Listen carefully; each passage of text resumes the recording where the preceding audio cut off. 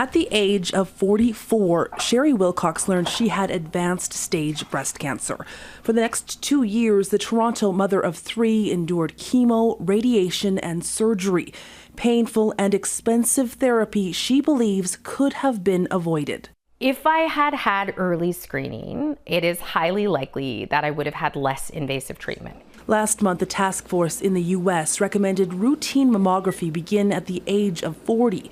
But here in Canada, a national task force has recommended previous guidance to wait until age 50 not be changed. We are not against women in their 40s being screened.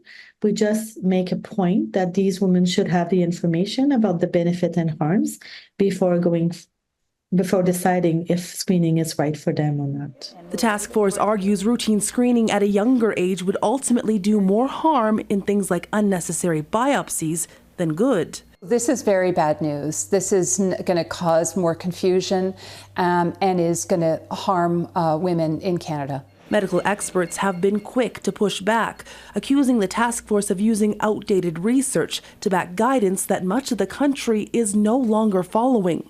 BC, Nova Scotia, PEI, the Yukon, and Nunavut recommend screening begin at age 40, while Ontario, Saskatchewan, and New Brunswick plan to lower their recommended age from 50 to 40 within the next year. Alberta and the Northwest Territories recommend screening begin at age 45, leaving only Manitoba, Newfoundland and Labrador, and Quebec following the task force guideline of age 50. I'm extremely disappointed and frankly angry.